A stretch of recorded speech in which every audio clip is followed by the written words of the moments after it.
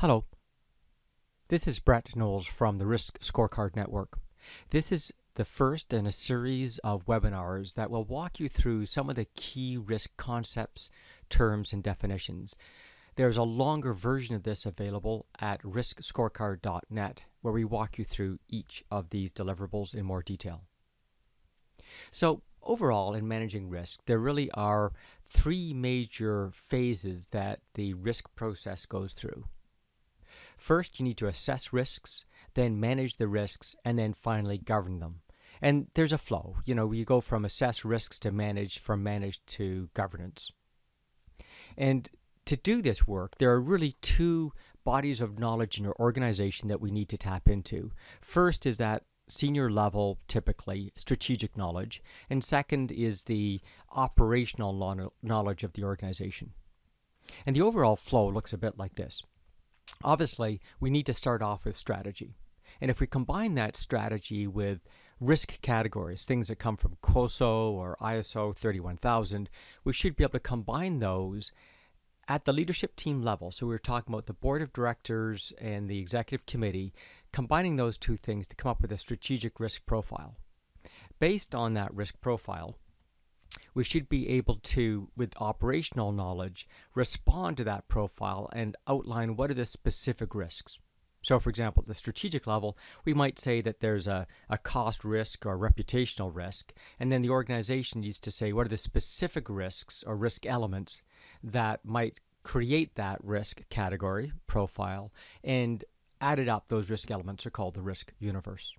Now, if we take the risk universe and we combine that with the strategy, we can begin to strategically assess each of those risks and get a strategic risk footprint. So what is the profile of our risks based on the current strategy?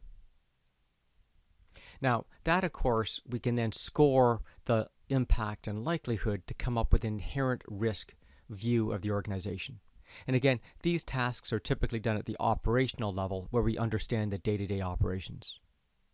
So, given we now know the inherent risk, how do we manage them? Well, the resources we're given by the senior team are, capital, people, fixed assets, and so on, and the plans against which we work. And in theory, if we combine those two things together, we can develop some risk mitigation strategies.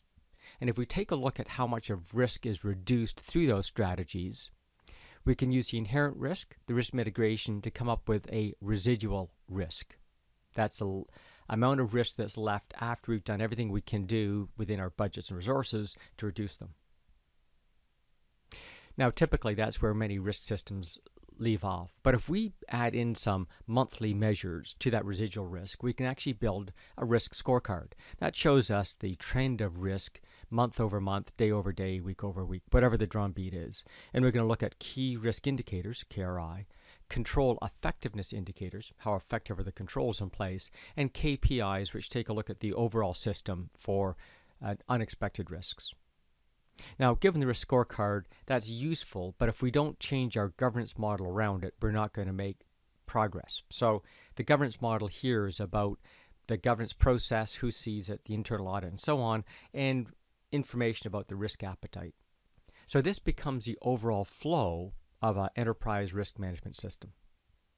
So typically, let's take a look at each of these elements. So strategy, we're going to capture that in some sort of strategy map with weightings. The risk categories come from whatever framework your organization is using. I mentioned package concepts like COSO and ISO 31000, but if you're an IT function, you might look at ITIL or COBIT and so forth. Combining those, that gives us that risk profile. What's the risk level by category? The risk register is coming out of that based on our operational assessment of what's there, and then we're going to assess those for impact and likelihood to get a very definite view of where risk exists.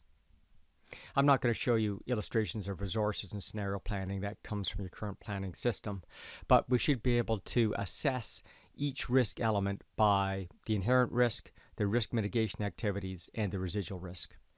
And then based on that, we can be able to put a standard scatter diagram down on which is the net risk position given the inherent risk and risk mitigation activities. And the risk measures that are out there come from your existing measurement system. And we're going to use, your existing governance model and appetite, whatever that might look like. And eventually we come up with a series of reports and structures that allow management to assess risk and make managerial decisions. Again, there's more information in a 40-minute webinar that goes through each of those deliverables at riskscorecard.net.